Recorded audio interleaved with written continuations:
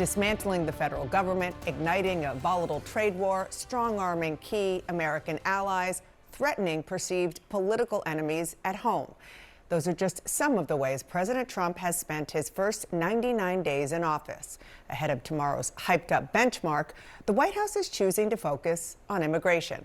Border Czar Tom Homan took an early morning victory lap in front of reporters earlier today, highlighting the plunge in illegal border crossings over the last 3 months. But as we've been reporting, the administration's crackdowns on undocumented immigrants who are already in the U.S. has come with plenty of problems.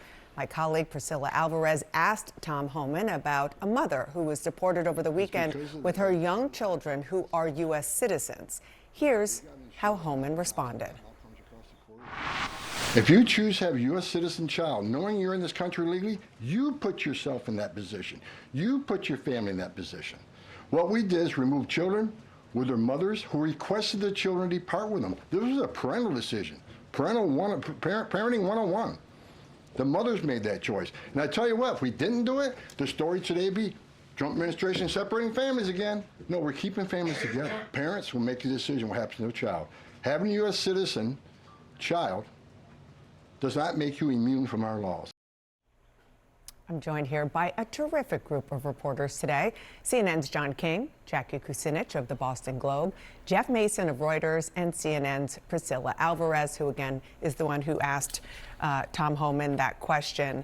I want to, as we start this discussion, as we are talking a lot about the first 100 days, let's just start where the White House wants to start, which is immigration, because they obviously think, as we mentioned, all the issues, this is the best one. But even the best one, they're struggling. This is the CNN poll that came out 24 hours ago. Look at this. Right now, it's only 45% approval on immigration. Back in March, it was 51%. So it is going down, John. Some of it is the what he's doing, and some of it is the how he is doing it when you travel the country. Broadly, the president has a pretty long leash when it comes to let's get tougher at the border, let's deport criminals. He's fine there. The issue is when you start making mistakes and deporting people who aren't supposed to be deported, or I would also posit in my travels in the country, in places where he did better with Latinos, there's fear in the community. They think he's going to overreach. They think he's going to come for people. Again, I know some people at home will say too bad, but there are a lot of undocumented who are doing work, who have support in their community, who, yes, they did break the law when they came into the country, but they haven't done anything wrong since. And a lot of people say, well, why would you go after them? So the debate continues. And so broadly, this is the president's best issue, sure. But when you get into the nuts and bolts of how he's doing it and how it impacts certain communities, that's when you get the dents. And you do see a drop in his support among Latinos, which is a big part of his sweeping the battlegrounds. Yeah. And you do see some damage there. And on that note, there's a new lengthy piece from The Atlantic out this morning, which includes a new interview with the president. And one of the questions is, what would happen, we asked, this is The Atlantic, if his administration accidentally got the wrong person, a legal resident, or even an American citizen? This was obviously before the weekend events. Let me tell you that nothing will ever be perfect in this world, is how the president responded. I think what was also telling is thereafter there's another quote from the president saying, well, they're all bad guys, they're all dangerous people. But today, one of the headlines is that there are children, U.S. citizen children who have been removed from the United States with their mothers. Now, that was part of the question that I was asking the White House border czar, who said, look, it was up to the mother to leave. But the point of how they're doing it is so critical here, because when you look through these court filings, the attorneys are saying, sure, the mother decided to do that, but she didn't have a chance to speak to anyone. She spoke very briefly to the father. Now you have a 4-year-old who's in Honduras who has stage 4 cancer, and they don't have their medications. And so the 4-year-old the 4-year-old. And so as these stories pile up, that's when I think you start to see the outrage build. Wait a minute, those people weren't bad guys, and these mothers in this case were going for their routine check-ins. They weren't necessarily just at home in some raid. Let's take a step back. And Jeff Mason, you are at the White House every day when you're not here at the table. And I just want to talk about the CNN poll and also 6 other polls that have come out in the last few days. And they are consistent, and we can put this up on the screen. And they're consistently not good for the president. Now, we know what they say in public. We also know how they, especially the president, feel in private. So that's the overall. And as I bring you in, there is one issue where he is not underwater, meaning where he is above 50%.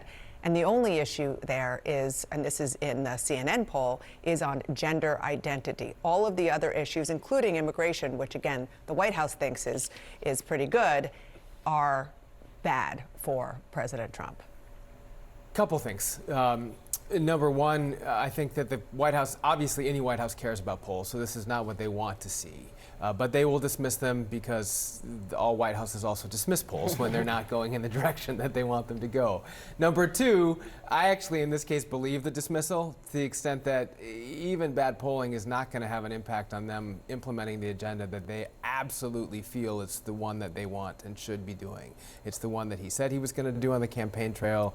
I was in a briefing last week with a couple senior officials who were talking about the next 100 days, and one of those officials said it was like living in a dreamscape every day because they're making their conservative dreams come true every day on all of these issues. So there's not going to be any backtracking just because of a handful of bad polling. Well, I interviewed the president's agriculture secretary yesterday. We were talking mostly about tariffs and how it impacts farmers. And we did talk more broadly about the fact that the president's approval rating is really suffering. This president has never, ever governed by poll. And I just saw those same numbers too, so I haven't had a chance to dig in. But the second thing is that there are 100 different polls that say 100 different things. At the end of the day, President Trump is resolutely focused on ensuring that we are realigning the American economy to put Americans first.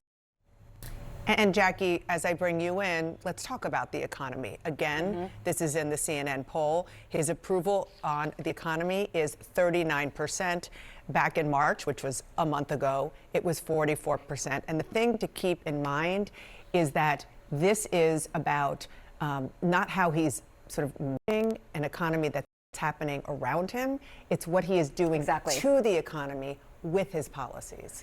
Exactly. And, when you think about, and you go back to why this president was elected, a lot of voters told us it was because of the economy. They missed the Trump economy that marked the last administration, or they remember from the last administration, which is why they decided to throw in with him again. And now, because of a lot of this is uncertainty. Just because businesses don't know how to plan, farmers don't know how to plan. They don't know what the next 100 days are going to look like because they don't know what the tariff rates are going to be, how they're going to be able to conduct their business, if they're going to be able to conduct their businesses, from small businesses all the way on up to Home Depot.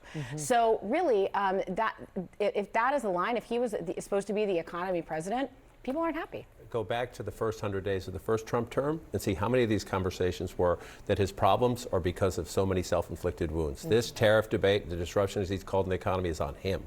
It's on him. Whether people out there who support the tariffs, who don't support the tariffs, are like, Mr. President, make up your mind.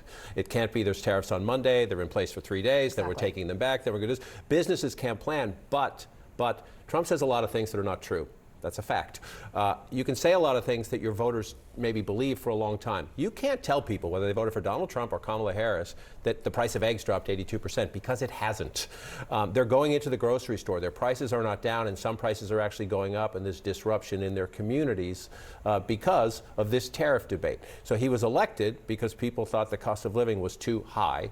And again, we're only 100 days in. He deserves some time, but the disruption he has caused, if there's going to be prices coming down, he is making it worse at the moment, not better. I want to go back to one thing that you touched on, John, which is some of his key voting groups that helped him win the election, win the White House back.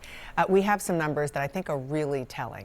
White, non-college educated voters, those are the sort of core Trump voters, he's down 8 points just since February. Young people, who he did well with, down 6, non-white voters down 10%, independents down 12%. Is that what you're finding as you travel the country? Yes, and again, sometimes we try to divide people too much, right? How is he doing with the Trumpy Trump voters? How's he doing with the soft Republicans who don't really like him and how he conducts himself, but they're Republicans by DNA, young people, whatever.